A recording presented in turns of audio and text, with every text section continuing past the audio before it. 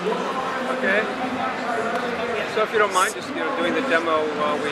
Yeah, sure. A bit about this noise. Yeah, it's a bit difficult, but so I'll just show you a couple of things about the playbook, just in terms of the user interface.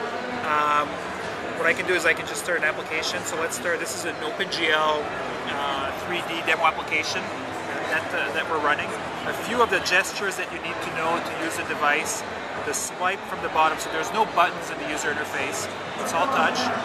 And the way that you get back to your navigator is a swipe from the bottom. So this is how I get back to launching other applications, changing settings, and so on. A couple of key things, the big focus on performance, on highly reliable, highly, I'm trying to say this, but highly reliable, very high performance computing. So it's a dual core processor, dual 1 gigahertz.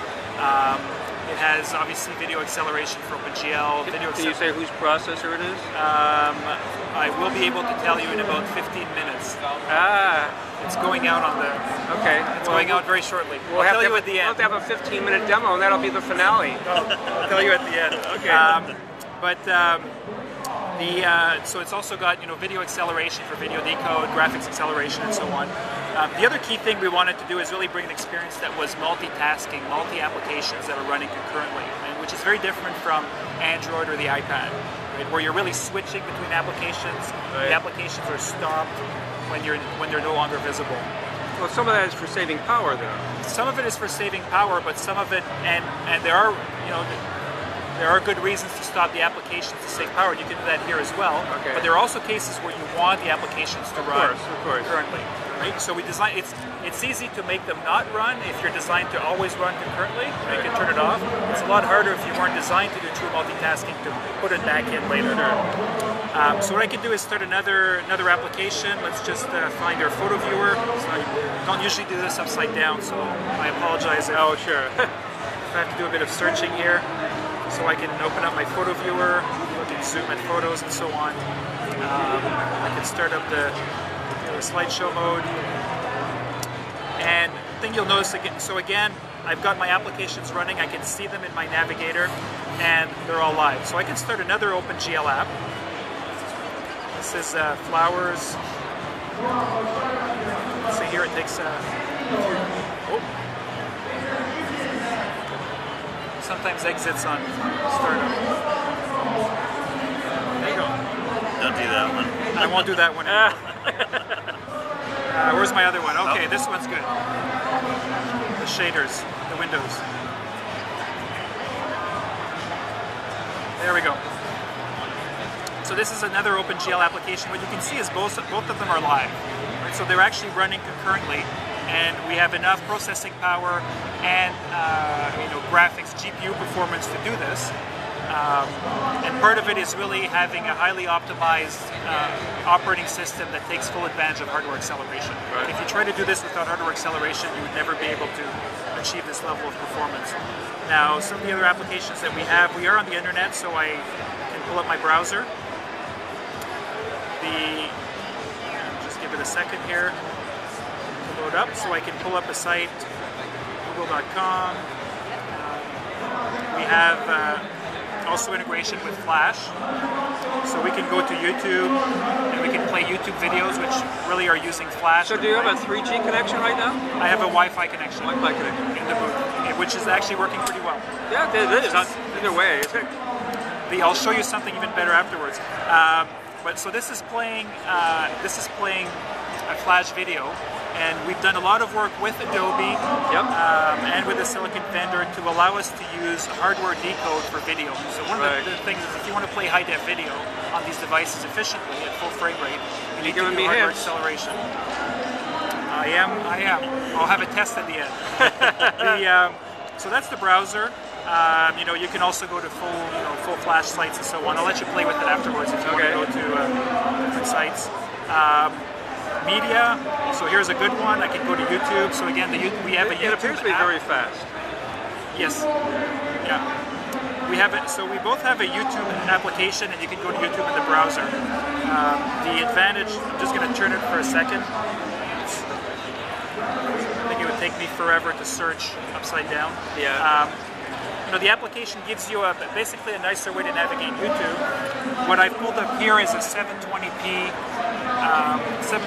video, which I may or may not have enough bandwidth to do. Okay. Yeah, I was gonna say you're pushing it. That's probably it's like a 3 or 4 megabits a second stream. So well, not only that, but like I don't know, when we fired up the show, like and everybody else like lit up, like the bandwidth just went to a crawl. So yeah. So here we can pull up another video. I appreciate your aggressiveness, though. Well, you have to try Go for it. Yeah, so I think this is a 480p video, so obviously much lower bandwidth, but plays very nicely. And again, everything is live. So my video's playing, my OpenGL applications are still running live. Another key thing, which goes back to the gestures and how you use a device, is you have the ability to switch between applications with the side swipe. So these are again gestures from the bezel. I remember seeing that at the thing I went to. Yeah, and you can see again, this shows you that they're actually all running live. Right. That's pretty cool. Another piece is we really wanted content to be king on the device. So instead of using part of the screen real estate for an application or an operating system status bar and so on, we said let's give the applications the entire screen. And we have another gesture which is a peek from the top. When you want to see the status bar, when you want to see the time, it's a bit like you just want to look at your watch. You don't have a watch in front of you always, so I can just go and peek, look at important information, battery, time, Wi-Fi, and so on, and then let it go. So those are kind of the basics of how you navigate the device. It has dual cameras, so front and rear. It has a PDF viewer, so if you want to look at your business documents or PDFs, look at your PDFs. I can go and zoom in, pinch to zoom, look at my documents in the viewer. Switch pages and so on. So PDF viewer, I'm just going to kill a few of the applications here so I don't get too confused, words to go. So it has a PowerPoint viewer, it has a Word viewer. So if you have business documents, again, you can view them. Kobo Books is one of the partners that's providing an e-reader. Music app.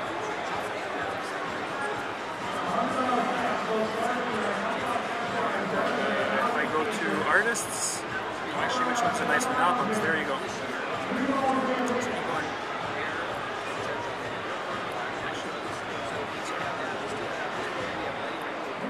So I can't recall. Have you announced any carrier partnerships? Was that part of the 15-minute thing too? No, there was an announcement made yesterday or on I believe Wednesday night about a WiMAX partner. Yeah, I thought. Yeah, I can get you some details on that if you want with Sprint. Yeah. Okay. Yeah. And actually, we also demoed a unit running WiMAX yesterday. Right. So audio player. So basically, all of the applications that you would expect are here. And then we also have video player. So again, all about high definition, high fidelity, really enabling this to be a content consumption device. That really what was the resolution again on that? So this is 1080p video, and the screen is 1024 by 600. The other key thing is we have an HDMI port, micro HDMI. You can connect this to a TV or receiver, and you get 1080p out your receiver. If you have source material at that resolution, it doesn't downscale, it plays it at the full resolution. It also mirrors the user interface. So if you want, you can connect this to do, either have an application that drives HDMI directly, or you have the ability to just mirror what's here.